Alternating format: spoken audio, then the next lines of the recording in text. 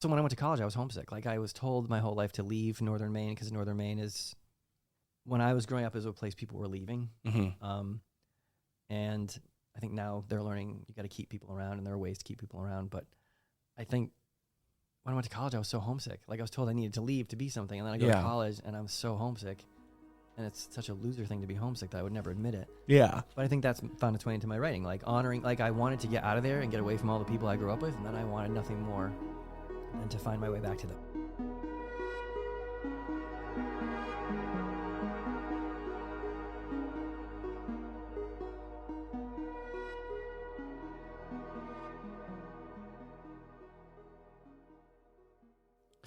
Hello, everybody. Welcome back to the Scene Podcast. I'm your host, Justin Borak, joined by my beautiful producer and editor, KJ. KJ, he is running over to say hello. Putting out fires one day at a time. I like the idea that you just throw in a catchphrase or say like one phrase every time I call you over. What are you talking about? That is my catchphrase for those of you tuning in for the first time. Putting out fires one day at a time is your catchphrase? Oh, God. But guys, thank you so much for listening to the Scene Podcast. We have an amazing guest on today. We have John Cariani. I know that if you are a high school, a lot of the people that subscribe to the newsletter and listen to podcasts are high school theater directors or actors or teachers. You've heard of John Cariani's name because of his brilliant, wonderful, one of the most produced plays in the American theater canon, Almost Maine. We're going to talk all about it today, but also all of the other stuff. Like, did you know that his other play, Lovesick, has been made into a Spanish feature film? I know. I just shocked KJ a little bit. My jaw literally dropped. I have to pick it up off the floor. Did you know that he is a Tony-nominated actor? He's in the original cast of Something Rotten, the original cast of the revival of Fiddler on the Roof, the original cast of The Band's Visit. Oh, another jaw on the floor? This dude is one of the most impressive people in the world. It's such an honor to have him in to interview in person. So without further ado, let's get into this wonderful interview with John Cariani.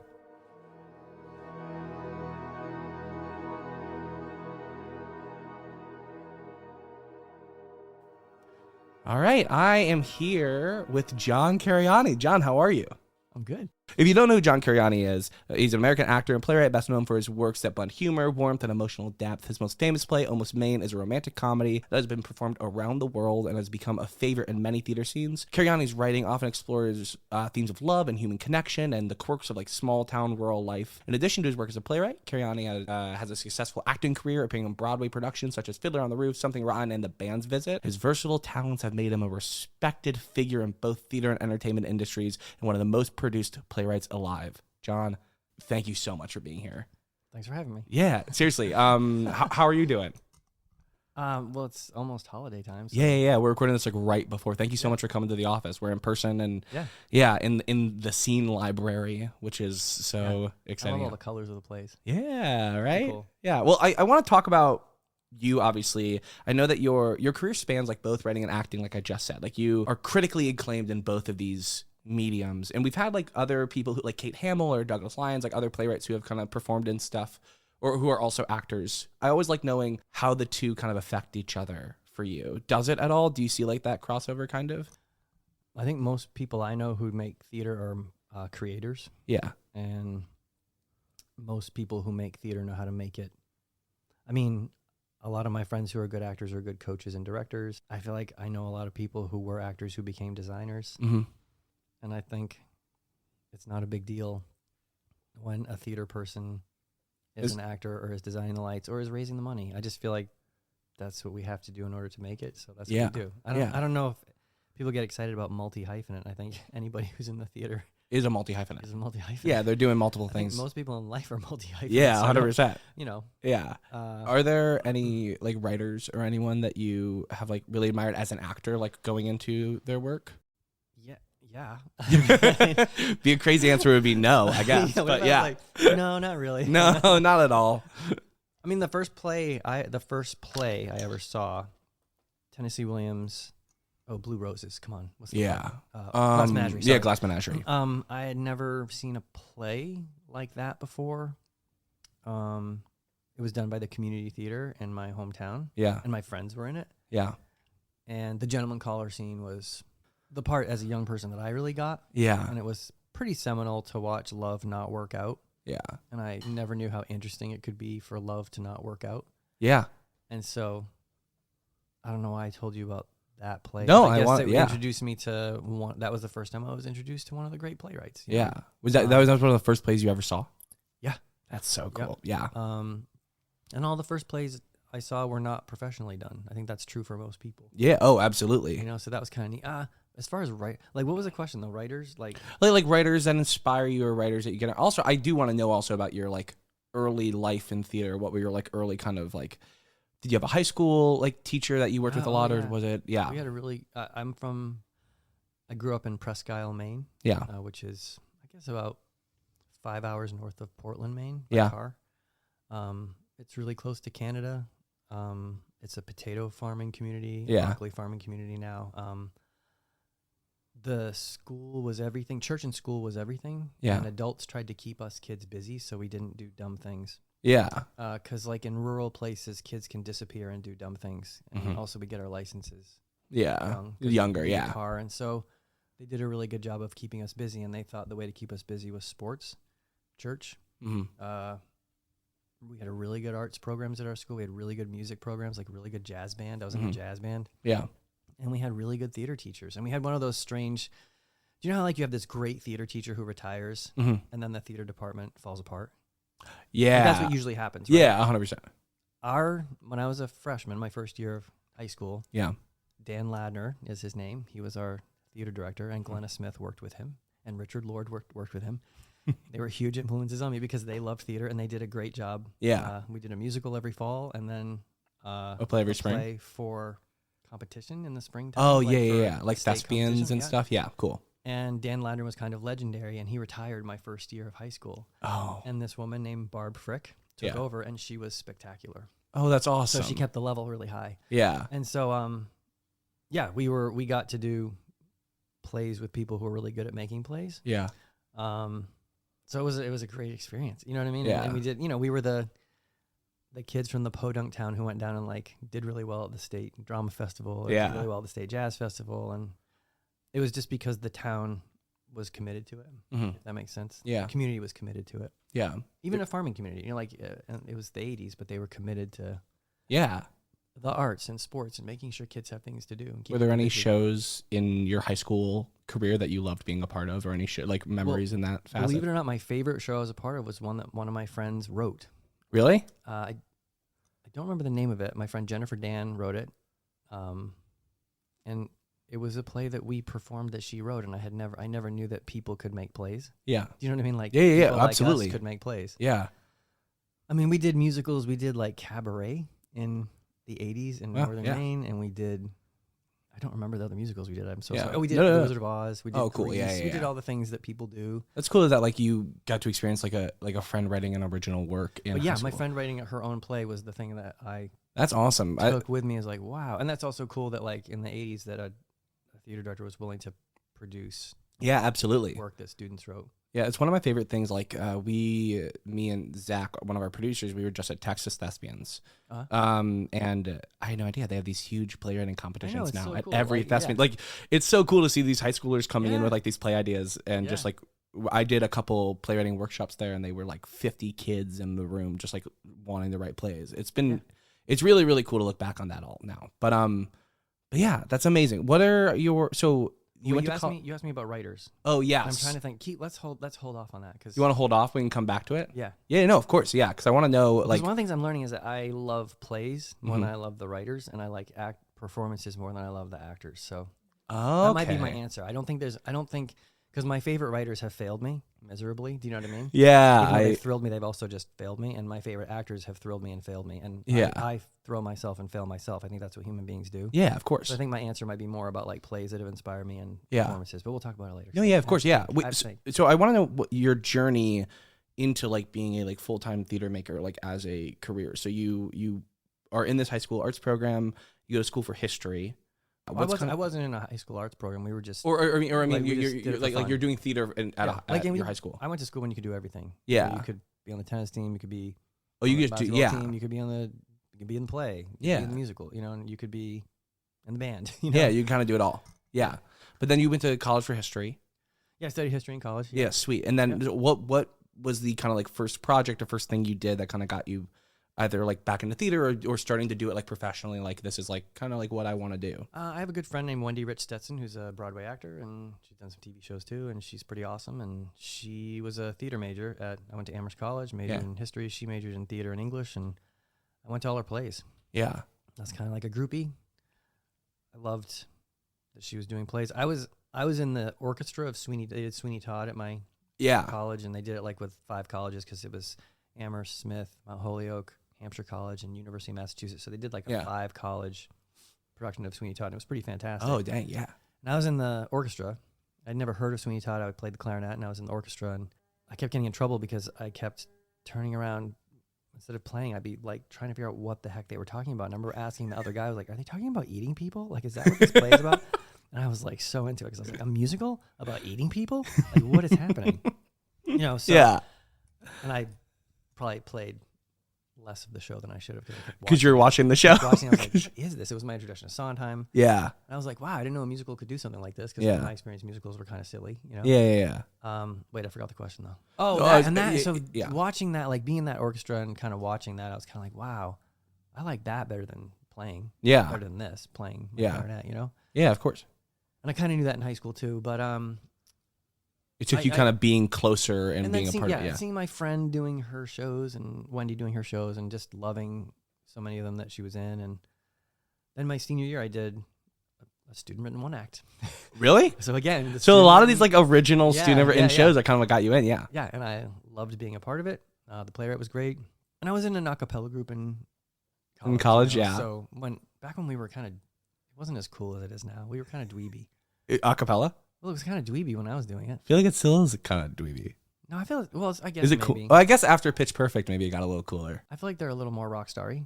Yeah, rock starry is crazy. Well, I mean, it was a little dweeby when I did it, and it feels a little more rock starry now. But that's fair. That's super fair.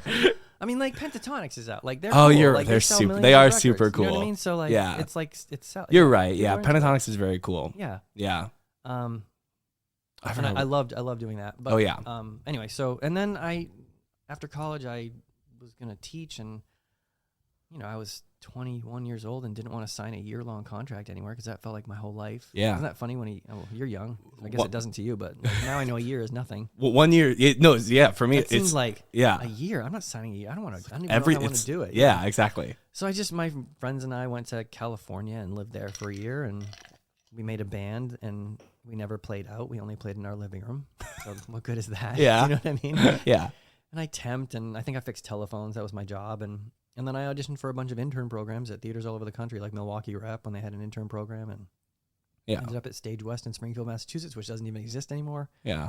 And I was an intern, and we did everything from clean the bathrooms to 10 bar to we studied the Suzuki method of actor training. We were in the main stage productions sometimes if there was a part for us, and we did all of the black box shows and children's shows. They had a great children's theater program because the widow of Theodore Geis, I think that's his name, the guy who was Dr. Seuss. Yeah. So yeah. He funded their theater program. Oh, sweet. Yeah. Amazing. Yeah. Wait, like the actual like Dr. Seuss? Dr. Seuss, yeah. His shoot. widow funded our children's theater program. That's amazing. Massive. That's so cool. We toured all over Massachusetts, and that was that's when I kind of realized I kind of want to do this. And at the end of the intern program, the artistic director of the theater told us, if you want to be an actor, you got to either move to New York, Los Angeles, or Chicago. Those are the 3 towns. Now you can move to DC, you can move to Orlando, you can move to Atlanta, you can move to Washington, Minneapolis. There's so many places you can go. But I ended up in New York City, and I didn't move here till I was 27. It took me a while because I was pretty scared of it. But yeah, I feel like the same thing. I'm 28 now, and I just moved here. So very much. Some people aren't ready for it. Yeah. Like if I'd moved here at 18, I would have been very scared. I would have been so scared. Oh yeah. And I would have left. Yeah. Yeah. So. Yeah. Well, I mean, I'm glad you didn't because you've done so much cool stuff. A lot of our listeners and a lot of our like readers of the newsletter and stuff are high school teachers and directors and everything. So I will be doing a disservice if I do not ask this next question. I want to talk about Almost Maine. Yeah. I mean, it's like one of the most produced plays in the world. I want you to tell me about like the creation, like where it came from, the like journey that it took while like creating it and putting it up. And then honestly, like just what's it been like to have written this play that like so like I got to talk to a couple episodes. We had Don Zelitis on, and I talked to him about like how there's a lot of like young people who come up to him and say like, "Hey, your show is like one of the first shows I've ever done." I feel like Almost Maine might be similar to that because like what's the journey of Almost Maine been for you? My friends and I were all character actors, and character actors are the not hot people who help the hot people get what they want. Yeah, That's cool. kind of how I define character actor. Mm-hmm. One of the things I hate about being a character actor sometimes is that you don't get your own arc in a lot of the material that you do. Mm-hmm. And whenever I'm playing a supporting role and I get a little arc, I get so excited. And so we were talking about how we just love to play love stories, and I think that's kind of how I started writing these little love stories. Just for my character actor friends, and we would do these like variety shows back when you couldn't post things. Back when I was younger, you couldn't film and post. You had to like do it and hope people came to watch you do it. And so we would do these variety shows. I would call them variety shows, and I think we sang sometimes. I can't remember, but they were monologues and short plays, short scenes. I think I did a bunch of evenings where I wrote all the stuff. Yeah. They're like sketch shows, I guess you could say, too. Yeah, kind of like sketch. I guess that's where these came from, you know? And I think I started writing them just because as an actor, you get asked to do readings of new plays. And at the time I was getting asked to do these readings of all these new plays, I was, playing a lot of urban people, cosmopolitan people. Yeah. And I remember telling my mom, like, there's no plays about people like where we grew up. And she was like, well, don't complain unless you can do better. You know what I mean? Like, typical mom. Yeah. And I kind of thought maybe I'll try writing some of these stories that are in my mind that I wasn't even thinking that they weren't present in the canon. I just thought I'd like to write about the people I grew up with. Yeah, you want to write something that feels like home. Yeah, it feels like home. Yeah, and also when I went to college, I was homesick. Like I was told my whole life to leave Northern Maine because Northern Maine is, when I was growing up, is a place people were leaving. Mm-hmm. And I think now they're learning you got to keep people around, and there are ways to keep people around. But I think when I went to college, I was so homesick. Like I was told I needed to leave to be something, and then I go to college, and I'm so homesick. And it's such a loser thing to be homesick that I would never admit it. Yeah. But I think that's found its way into my writing, like honoring, like I wanted to get out of there and get away from all the people I grew up with, and then I wanted nothing more than to find my way back to them. Do you know what I mean? So I think 1,000%. That's kind of why I started writing. And my plays, these short plays in these variety shows we would do, they're just about losers finding love, people who aren't particularly hot finding love, people who work ugly jobs finding love. Because, all people find love. Yeah, like real people. Yeah. People who look like people. Not, hot people are people, but they get to be hot love on movie screens. Yeah. They get to be hot. Right. Yeah. And most of us don't. There has to be love stories for people who are not hot. Not hot people have sex and have babies. So, they exist. Also, they do all the stuff hot people do. Yeah. And I just was interested in love stories for them. Yeah. And so you're writing these short plays for these variety. When did it come together that you were like... Gabe Barry, the director, I don't know if you've heard of Gabe. He directed the first production of Almost Maine at Portland Stage Company in 2004 and then off Broadway in 2006. And he came because his wife was friends of one of the actors who was doing these evenings that we would do. Yeah.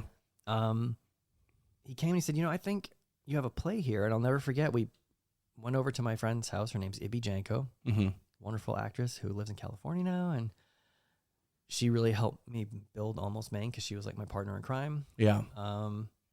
We went to her house and spread out all of the short plays I had written on the floor back when you had to print them out in order to see them all. And he started talking about how, well, this one's about a place in Maine that's wintry and it has sort of a magical element to it and it's a love story.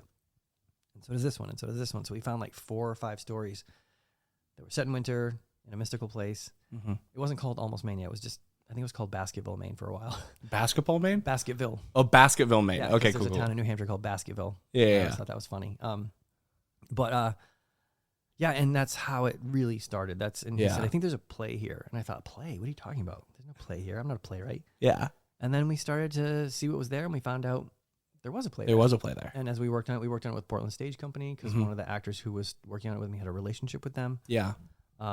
That's Maine's kind of state theater, I guess you would say. Oh, sweet. Okay, cool. And I was lucky because I was coming up at a time when the artistic director, Anita Stewart, who is a set designer, which is very cool. Yeah. It's that's unusual dope. to have a set designer as your artistic director. It also makes for a very different way of running the company because set designers don't tend to be as megalomaniac. Megalomaniacal, I guess you would say. The head of the artistic director of I'm looking at Zach because he went to WVU also.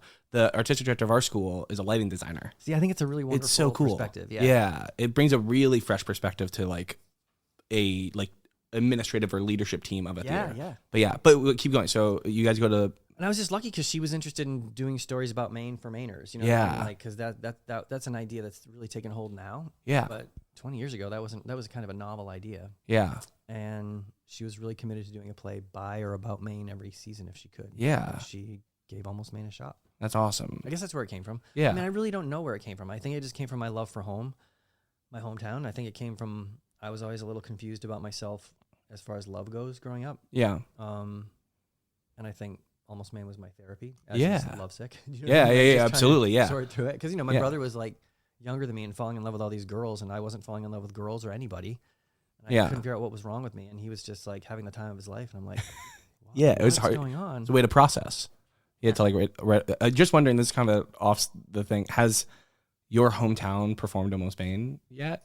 Yeah, they did it at the community theater, and that's where they've done it. The community theater. They've done it 2 times, I think, at the community. Really? Theater. They've never done it at the high school yet, but that's coming. I think. Yeah, I'm sure. Yeah. That's so cool. Yeah. But so wait, and then would you ask me about? I was just gonna say like what it's been like now that we've kind of gotten to like where Almost Maine started and the journey of it. What has it been? Because obviously this show is like the listeners know that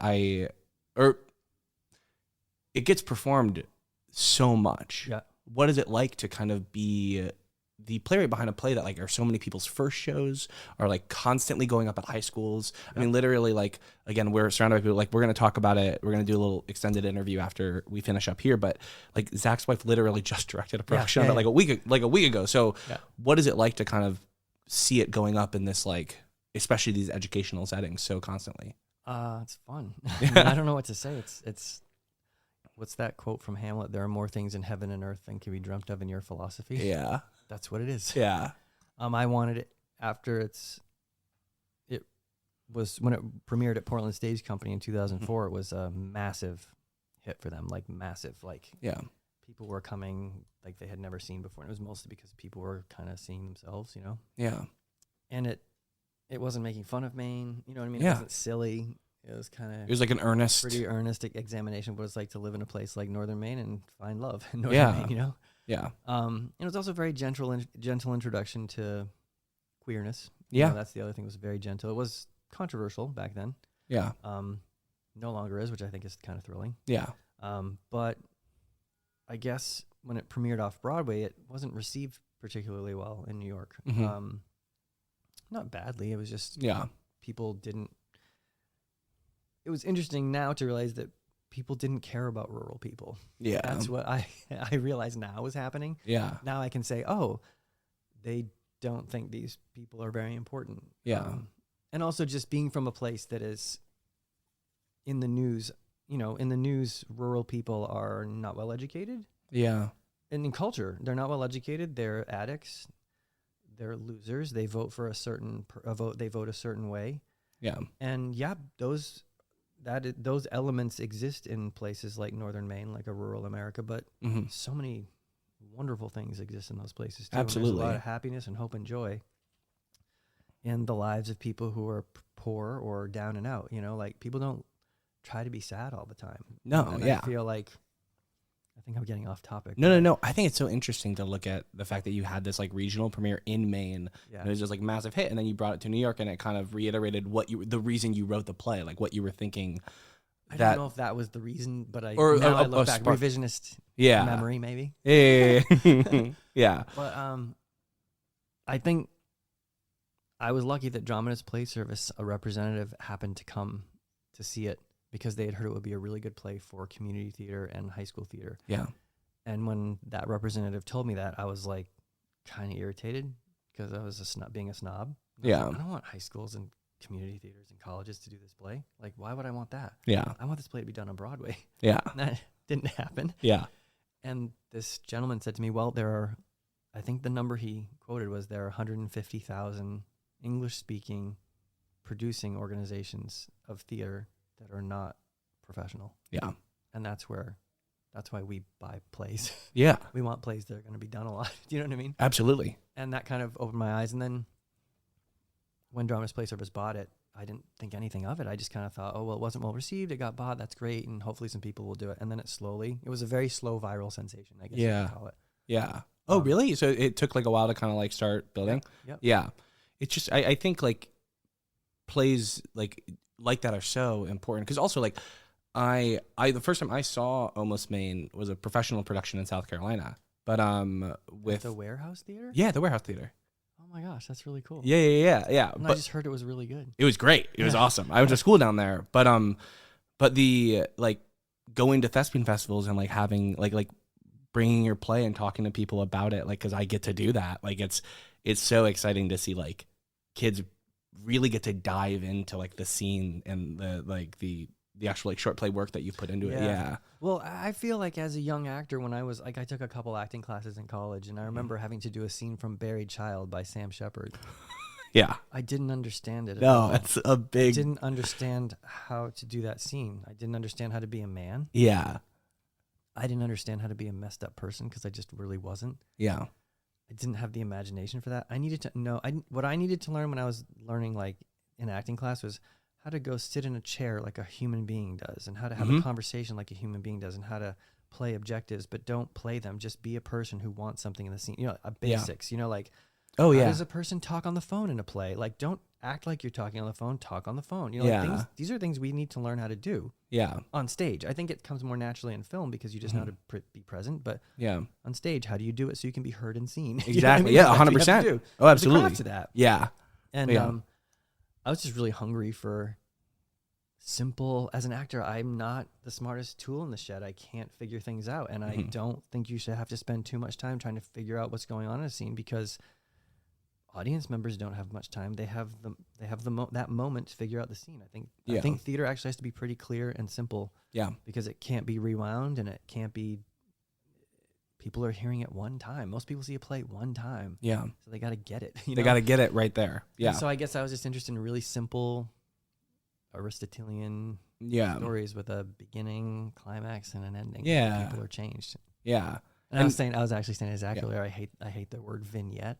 Yeah, and I hate the word sketch. I like short play because sketches are on Saturday Night Live, and the people don't change in sketches. They're just entertaining and hilarious. Yeah, sometimes, and but in plays, you're watching people change, and they're in a new place. And in all the plays in Almost Maine, people begin in one place and they end in a new place. And I like that better. I don't know why vignette feels a little fussy for Almost Maine. So no, I get that. Yeah. Yeah, absolutely. Yeah, I know. I love it. But it's always described as a collection of vignettes, and I'm like, oh, it sounds fancy. No one's going to want to see that. Yeah. And also collection of vignettes, I also feel like makes them feel like separate. When really, like when you read Almost Maine, it is like this kind of like, it does all embody the same thing. They feel like very connected. I think so. Yeah. And before leaving Almost Maine, I did want to bring something up that I found out while like researching for this interview that I didn't realize. I didn't know you wrote a novelization of Almost Maine. Yeah, I was asked to do it by Macmillan in 2015 while I was doing Something Rotten. Yeah. And it came out in March of 2020. Really? So the pandemic. Yeah. Okay, cool. So I didn't get to read it anywhere. I didn't get to do any book tour. Yeah. Like yeah, it came out in. What was that process like? Was it cool? I mean, was it like really? Wait, we had Carrie McCross and Ian McWethy on, and they wrote a book, Margot. They wrote the Margot Mertz series, and they said the exact same thing, that like they wrote all these plays and they were asked to write a book, and they were like, it was the hardest thing. It was so intense. Yeah. Wait, what was your experience? Well, you can't depend on any other artists to help you. There are no designers to help you make the world. You have to make the build world. Build it yourself. Yeah. And that was really hard. Yeah. And also just I've never written. I don't write that way. I don't really consider myself a writer. I consider myself a maker of things for people to do on stage or in movies. Yeah. No, 100%. That's very different. Yeah, absolutely. Also, plays aren't meant to be read. They're meant to be like seen and performed. Books are meant to be read. Yeah. It's really hard to write something that people to translate it. Yeah. Yeah. Yeah. Absolutely. No, but it was as awful as it was a terrific experience because, people read books much more than they see plays. Yeah. No, absolutely. So that's been interesting to just kind of, was also nice to just flesh out the characters, flesh out the stories, really introduce people to the world. Yeah. I got to talk a little bit more about like the backdrop of, Almost Maine takes place against a backdrop of poverty, Yeah. hard scrabble lives, Yeah. I don't understand why in the theater we love to talk about hard scrabble lives being something that happened in the past. These hard scrabble lives exist right now. Yeah, all the time. Yeah. Yeah, for a majority of the country, I feel like. Yeah, absolutely. Money's an issue for most people. Most people. And money is not much of an issue in most of the TV I see in. Yeah, 1,000%. I miss that, like White Lotus and Succession, money's not really an issue for Yeah, people. yeah. It's not really thought about too And much. I'm interested in the drama of money. Like, what is it like to not have all the money? Because that's something that's also really relatable. Yeah. Yeah, 1,000%. Yeah. So before coming into this, I read like every title that you had with us I've because only written 4 plays. well, yeah. That's not- So it sounds like honestly, it there's was a lot. really easy. It was super easy. But I read them all. I'm slow. Yeah, I reread them all because I had read them all before, but I wanted to like relook at them.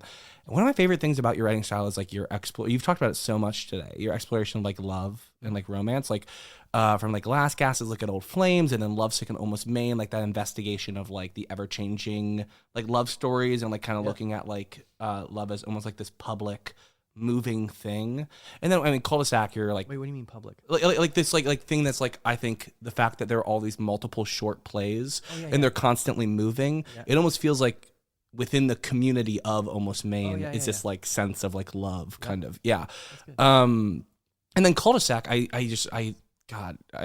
love cul-de-sac. The idea of like what you're willing to I'm do. not letting Leah publish it yet. Like, 'cause I feel like it's not done. The manuscript's available. Yeah. I'm not gonna make it real yet. Yeah, it's just Still working on it. Yeah, it's such a good read, and I can't wait for people to be able to check it out. But all of this stuff really dives into like the theme of like love and like romance and relationships. Like, can you talk a little bit about like your interest in like writing around this like very like popular topic, but like very different, like it feels like you stay in this theme and then you have all these different little alcoves within it and you're like creating all these very different relatable stories about love and romance. I don't know. I didn't know where that, maybe if it came from something or. I had a hard time with love because I didn't know who I loved or what I loved Yeah. when I was younger. Yeah.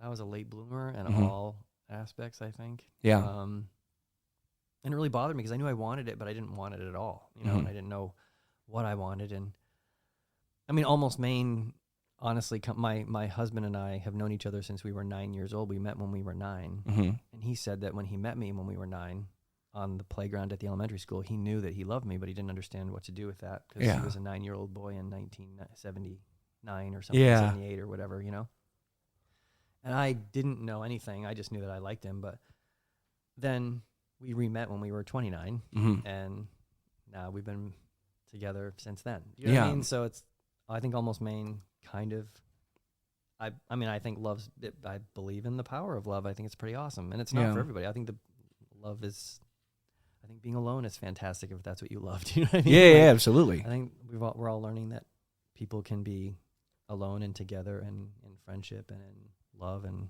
but I had such a hard time with it. Yeah. Trying to figure out what I was, who I was. Yeah. It just didn't come easily. Yeah. And I think that's true for a lot of people. Absolutely, I think yeah. some people just develop literally slower, Yeah. just seeing my brother at such a young age, just like loving girls and loving them and just being so Yeah. happy and heartbroken all the time. And I was like, not even close to that. So exploring these like kind of different like facets and venues of love allowed you to kind of understand it a little bit better almost. I think so. And Yeah. like therapy maybe, Yeah. And also like no one tells you that like, I thought being a queer person was hard. And then no, being married's the hard part. Yeah. Being a good friend is the hard part. Yeah. Like being a decent human being is much harder. Yeah, absolutely. And everything takes you have to work at everything or it falls apart. Mm-hmm. Marriages, relationships, friendships, everything. Yeah. Yeah. And that's what I think is I'm interested in exploring. Yeah. I think I saw the movie. Do you know the movie Broadcast News? You're young, so you probably don't even know it. No. Okay, it's James L. Brooks, is that right? Yeah. Holly Hunter's in it. Mm-hmm. It's the first movie I ever saw in which the people didn't end up together. And at the end of the movie, you get the feeling like the music starts and you realize they're not going to be together and they don't even really like each other anymore and they're probably never going to see each other again. Mm-hmm. And I was at an age where I was like graduating from high school, or I think I had just graduated from high school. I was starting to realize, oh my gosh, most of life is like losing people. Do you know what I mean? Yeah. And I loved that. Yeah. I think your work explores the work that goes into love. And I feel like that's something that isn't explored a lot in and the sadness that exists in like relationships and all relationships. And but I also think that like love and joy and hope are really important components of drama that just aren't explored enough. Like musicals get to have all the hope, all the joy, and plays don't. Yeah. And I don't get that because plays, we can do it. Yeah. Give us a shot. We'll do it pretty well. Yeah, absolutely. And I think also, though, the reason sometimes that happy plays seem really bad and hopeful plays seem really bad is because we don't train actors to play joy and hope and happiness. Yeah. We dig into, like, how do you play the rage, the sadness, the despair, but we don't teach people how to be genuinely happy on stage. What does that look like? What does that feel like? Why don't we explore that stuff? Oh, yeah. If I taught an acting class, it would be all about how do you play a happy person and not just paste a smile on your face. Yeah. Like, how do you look like a genuinely joyful person? How do you bring joy to the stage earnestly? Yeah, and I think joy is tenuous, so that's how you do it. It's always the ugly bear of sadness is right there to take over at any moment. Do you know what I mean? No, absolutely, 100%. Yeah. That's what I wish we would really focus on, because it's not that people don't like happy, joyful stories. They just don't like the way they're performed often. That's just, we have to teach people how to do it. Yeah, absolutely. John, dude, thank you so much for chatting with me for a little bit. Sure. It's meant the world. Before I let you go, I do want to know, are you working on anything right now? I love like hearing like what if any writers or creatives that we have on the show are like doing something that they're really excited about or anything. So I didn't know if you're working on anything currently that you're excited about. If not, you don't have to say anything. But there are some things that I can't talk about that are very, very, very, very exciting, but I can't talk about them yet because they're not done yet. Mm-hmm. And if I talk about them, I might jinx it. Yeah, that's super fair. Knock on all of it. There are two very, very, very, very, very exciting things. Yeah. That have to do with Almost Maine, but I can't say. Sweet. The thing I'm most excited about is I have a new play that's going to premiere at Portland Stage Company in Portland, Maine, which they premiered all of my other plays. And it is currently, the current title is Darker the Night, Brighter the Stars. Yeah. And it's a collection of short plays about love and loss in northern Maine, in my hometown. And this play features all of the characters are age 16 to 24. Because Almost Maine has kind of been co-opted by young people, and it's not a play for young people. It's a play for people in their 30s and 40s. Yeah. And I wanted to try my hand at writing material that's actually for young people. Yeah. And one of the things I hate about, not hate, is just I feel like sometimes we talk a good game about caring about the children and we don't follow through very well. Yeah, absolutely. Yeah. And as a young actor, I wanted some material that I could relate to that was rich and deep. And this is a collection of stories about what it's like to kind of grow up in northern Maine and it's not as, it's pretty hopeful and joyful ultimately, but it's not, the road there is pretty rugged. Yeah. It's just about, people, what is it like to be 18 years old and going into the military? Yeah. What's it like to be a widow at 22 because your husband got in a snowmobiling accident? Yeah. You know what I mean? What is it like to have a kid, want to have a baby when you're 19? Yeah. And people tell you can't and you want to. You know what I mean? Like that's one of my friends wanted to have her kids young and told her she couldn't and she wanted to, Yeah. And what's it like to be queer in a place like northern Maine? Yeah. It's not as horrible as people think it is. It's just the dull ache of normal everyday life, Yeah. So I'm very, very excited about that. And that goes up in April and May of this coming year. Really? Yeah. Oh, sweet. Oh, that's awesome. And the other thing I'm excited about is this new musical that Jeff Talbot and Will Van Dyke have written called Fuzzy. I've never heard of this. Well, I hope you do someday. We'll be doing it at a place to be named this summer. And it's the story of a man and his mother. The man has to go home to help his mom because she has eye cancer. Mm-hmm. And there are puppets involved. And it's truly one of the sweetest things I've ever been a part of.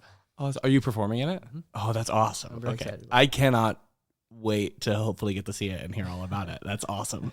Yeah. Well, John, thank you so much for being on the show. Thanks for having me. I think we're going to talk a little bit more in a extended cut. That episode will come out on another day. But for now, thank you so much. Thanks.